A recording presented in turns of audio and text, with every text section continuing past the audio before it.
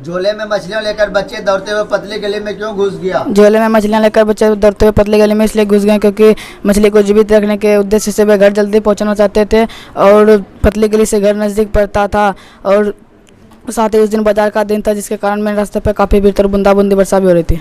मछलियों को लेकर के बच्चों की क्या अभिलाषा थी? मछलियों को लेकर बच्चों के अभिलाषा थी कि पिताजी से एक मछली मांग लेंगे और उसे कुएं में डालकर उसे बड़ा करेंगे, उसके साथ खेलेंगे और बाद में पुनः उसे कुएं में डाल देंगे।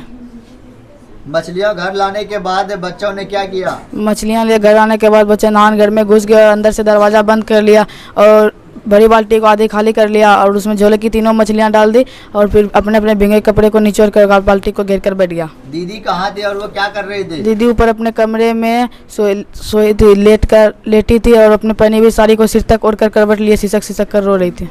मछलियां छूते हुए संतू क्यों हिचक रहा था? मछलियों को छूते हुए संतु इसलिए हिचक रहा था क्योंकि वह जब बड़े प्यार से मछली की तरफ देख रहा था तभी वह चाहता है कि उसे छू करके देखे, लेकिन उसे डर था कि मछली उसे काट ना ले, इस वजह से संतु मछली को छूने से हिचक रहा था।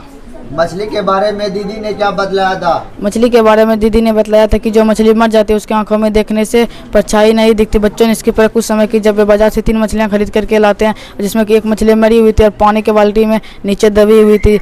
उस मछली को पास ला करके उसकी आंखों में देखा तो परछाई स्पष्ट नहीं था, दीदी को बुलाने भेजा। संतू क्यों उदास हो गया? संतु उदास इसलिए हो गया क्योंकि संतु की जो मछलियों के लिए अभिलाषा जो थी कि उसे पालकर बड़ा करेंगे और उसके साथ खेलेंगे, जब उन्होंने माँ को मसाला पीसते हुए देखा और पाटे को आंगन में देखा तो जान गया कि मछली अब कट जाएगा। इस प्रकार संतु की अभिलाषा टूट जाती है और वे उदास हो जाते हैं। मछली और दीदी में क्या समानता थी? मछली और दीदी में समानता थी कि दोनों क्रूरता के शिकार। उधर मछली को पत्थर पर पटकी जा रही थी, इधर दीदी को पिताजी पीट रहे हैं और दोनों तरह प्रिय और दोनों विवश है। मछली घर में मछली कौन खाता और ये कैसे बनाया जाता था? घर में मछली पिताजी खाते तो उसे बनाने का क्रम इस प्रकार है। पहले मछली को पत्थर पर पटक कर मार दिया जाता था और उसके पूरे शरीर पर राख को मल दिया जाता था। राख लगी मछली को पाटे पर रखकर उसे चाकू की सहायता से काट दिया जाता था। अरे अरे कहता हुआ भग्गू किसके पीछे भागा और क्यों भागा? अरे अरे कहते हुए भग्गू संतु के पीछे भागा क्योंकि संतु ने अंगोछे से एक मछली लेकर के भाग गया था और भग्गू को डर था कि संतु उस मछली को कुएं में न डाल दे जिसके कारण भग्गू को डांट पड़े। सूर्योदय के समय सूर्य लाल क्यों दिखाई देता है? सूर्योदय के समय सूर्य लाल क्यों दिखाई देता है? जब सूर्य क्षितिज के निकट होता है तब सूर्य का प्रकाश तेजी से वायुमंडल से होकर के गुजरती है जिसमें कि लाल रंग का परिकिरण कम होता है और उसका तरंगदैर्घ्य अधिक होता है, इसलिए सूर्यास्त और सूर्योदय के समय लाल रंग रखता प्रतीत होता है। तारे क्यों टिमटिमाते हैं? जब तारों का प्रकाश वायुमंडल के विभिन्न घनत्व वाले परतों से होकर के गुजरता है तो लगातार तारों के प्रकाश का आवर्तन होता है, आवर्तन के कारण से प्रकाश तारे टिमटिमाते हुए प्रतीत होते हैं। खतरे का संकेत लाल क्यों दिया जाता है? खतरे का संकेत लाल इसलिए दिया जाता है क्योंकि लाल रंग का परिकिरण का मतलब उसका तरंगदैर्घ्य अधिक होता है। धूल आंधी कुआं से और दिनों में भी दूर से देखने पर स्पष्ट दिखाई देता है। आकाश का रंग नीला क्यों दिखाई देता है? आकाश का रंग नीला इसलिए दिखाई देता है जबकि सूर्य का प्रकाश वायुमंडल से होकर के गुजरता है तब वायुमंडल में मौजूद धूल कण जल वाष्प आदि के कारण इसका परिकिरण होता है जिसमें कि नीले रंग का परिकिरण अधिक हो जाता है और वह पूरे वायुमंडल में फैल जाता है, इस कारण आकाश का रंग नीला दिखाई देता है। प्रकाश का परिकिरण क्या है? जब प्रकाश की किरण किसी सूक्ष्म कण पर पड़ता है तो वह उसके चारों ओर फैल जाता है, इस घटना को प्रकाश का परिकिरण कहते हैं। प्रतिबिंब किसे कहते हैं? किसी बिंदु से आते प्रकाश की किरण दर्पण से परावर्तन के बाद जिस बिंदु पर आकर मिलती है या जिस बिंदु से आते हुए प्रतीत होती है उसे उस बिंदु स्रोत का प्रतिबिंब कहते हैं। दर्पण किसे कहते हैं? वैसी चिकनी और चमकीली सतह जहाँ पर प्रकाश की किरण नियमित परावर्तन के नियम का पालन करता है उसे दर्पण कहते हैं। पारदर्शी वैसी वस्तु जिसकी सहायता से देखने पर हमें आर पार की वस्तु स्पष्ट दिखाई देती है। वास्तविक प्रतिबिंब और काल्पनिक प्रतिबिंब में अंतर बताओ। वास्तविक प्रतिबिंब उल्टा होता है, काल्पनिक प्रतिबिंब सीधा होता है। वास्तविक प्रतिबिंब को पर्दे पर उतारा जा सकता है, काल्पनिक प्रतिबिंब को नहीं उतारा जा सकता। वास्तविक प्रतिबिंब वास्तविक कणा से बनता है, काल्पनिक प्रतिबिंब काल्पनिक कणा से बनता है। वास्तविक प्रतिबिंब को टूटी हुई रेखा से नहीं दिखाया जाता, काल्पनिक प्रतिबिंब को टूटी हुई रेखा से दिखाया जाता है। जब वस्तु अनंत पर हो प्रतिबिंब कहाँ पे बनता है? फोकस पर बनता है, वास्तविक उल्टा और बहुत छोटा।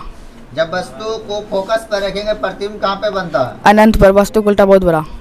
जब वस्तु को वक्रता केंद्र पर रखा जाए तब कहाँ पे वक्रता केंद्र पर ही बनेगा, वास्तविक उल्टा और बराबर। फोकस और ध्रुव के बीच रखने पर? अनंत और ध्रुव के बीच, काल्पनिक सीधा और फोकस और ध्रुव के बीच ना, काल्पनिक सीधा और बड़ा।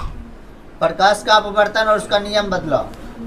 प्रकाश का अपवर्तन, जब प्रकाश की किरण एक पारदर्शी माध्यम से दूसरे पारदर्शी माध्यम में प्रवेश करता है तो अपने मूल पथ से विचलित होता है, इस घटना को प्रकाश का अपवर्तन कहते हैं। प्रकाश का अपवर्तन के 2 नियम होते हैं, पहला आपतित किरण अपवर्तित किरण तथा आपतन बिंदु पर डाला गया विलंब तीनों तल में होता है। आपतन कोण की जया अपवर्तन कोण की जया का अनुपात एक नियतांक होता है। अपवर्तनांक बदलाना सर।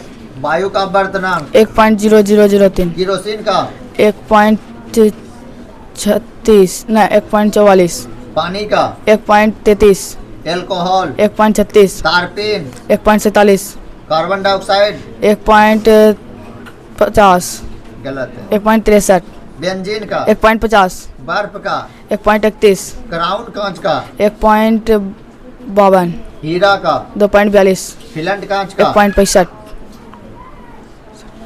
प्रकाश का वर्ण विक्षेपण जब प्रकाश का वर्ण विक्षेपण, जब प्रकाश की किरण किसी प्रिज्म से होकर के गुजरती है तो वह 7 रंगों में व्यक्त हो जाती है। इस घटना को प्रकाश का वर्ण विक्षेपण कहते हैं। अवतल दर्पण का मुख्य फोकस बोलो। अवतल दर्पण के मुख्य अक्ष के समांतर आती है प्रकाश की किरणें दर्पण से परावर्तन के बाद जिस बिंदु पर मुख्य अक्ष के जिस बिंदु पर आकर मिलती है उसे अवतल दर्पण का मुख्य फोकस होता है। वक्रता त्रिज्या बोलो। गोलीय दर्पण जिस गोले का भाग होता है उस गोले की त्रिज्या को वक्रता त्रिज्या कहते हैं। वक्रता केंद्र किसे कहते हैं? वक्रता केंद्र, गोलीय दर्पण जिस गोले का भाग होता है उस गोले के केंद्र को वक्रता केंद्र कहते हैं। संसाधन मानव की आवश्यकताओं को पूर्ति करने वाला संसाधन कहता है। उत्पत्ति के आधार पर संसाधन कितना प्रकार का? 2 प्रकार का। कौन कौन सा? जैव संसाधन और अजैव संसाधन। जैव संसाधन किसे कहते हैं? वैसा संसाधन जिसमें सजीवों का गुण पाया जाता है उसे जैव संसाधन कहते हैं। जैव संसाधन वैसा संसाधन जिसमें सजीवों का गुण नहीं पाया जाता है, जैसे हो गया पेन, कॉपी, किताब। उपयोगिता के आधार पर संसाधन कितना प्रकार का होता है? 2 प्रकार का। कौन कौन सा? नवीकरण और नवीकरण। नवीकरण संसाधन वैसा संसाधन जिसका एक बार उपयोग कर लेने के बाद दोबारा निर्माण हो जाता है उसे नवीकरण संसाधन कहते हैं।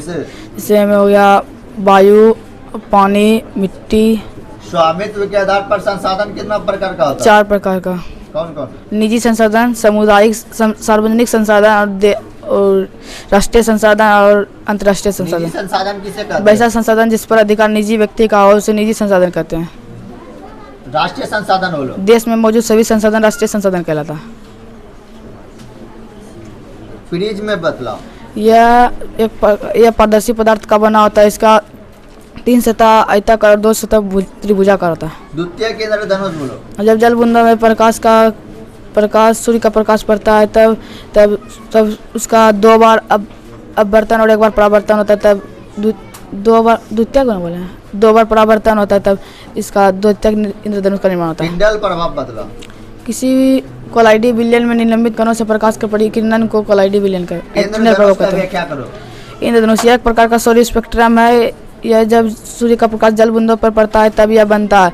यह सूर्य के विपरीत दिशा में बारिश के बाद बनता है। इसे बनने में प्रकाश का परावर्तन, अपवर्तन, पूर्ण आंतरिक परावर्तन के द्वारा प्रकाश का वर्ण विक्षेपण होता है। अब इसमें 7 रंग होते हैं।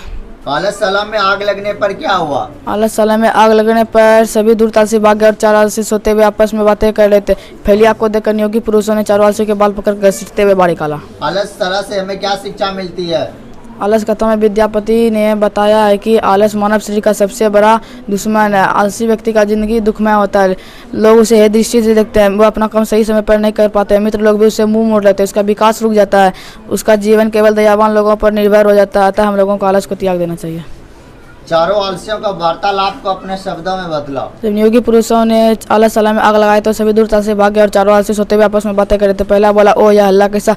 दूसरा बोला, लगता है इस घर में आग लगी। तीसरा बोला, कोई ऐसा धर्मात्मा नहीं जो भीगी हुई चटाई से इस घर को ढक दे आग को बुझा सके। चौथा बोला, वो बचल कितने बोलते हो, चुप क्यों नहीं रहते। उत्तल दर्पण का मुख्य फोकस। उत्तल दर्पण के मुख्य अक्ष के समांतर आते प्रकाश की किरणें दर्पण से परावर्तन के बाद जिस बिंदु पर मिलती हुई प्रतीत होती है उसे उत्तल दर्पण का मुख्य फोकस कहते हैं। समतल दर्पण द्वारा बने प्रतिबिंब की विशेषता। प्रतिबिंब दर्पण के पीछे बनता है। प्रतिबिंब काल्पनिक बनता है। प्रतिबिंब सीधा बनता है। इस प्रतिबिंब को पर्दे पर नहीं उतार सकते हैं। और फिर प्रतिबिंब वस्तु के आकार के बराबर बनता है। प्रतिबिंब उतना ही पीछे बनता है जितना कि दर्पण के सामने वस्तु रहता है। वास्तविक प्रतिबिंब वैसा किसी बिंदु से आते प्रकाश की किरणें दर्पण से परावर्तन के बाद जिस बिंदु पर आकर वास्तव में मिलता है उसे वास्तविक प्रतिबिंब। प्रकाश का परावर्तन बोलो। जब प्रकाश की किरण किसी चिकनी चमकीली सतह से टकराकर पुनः उसे माध्यम में लौट जाती है इस घटना को प्रकाश का परावर्तन कहते हैं।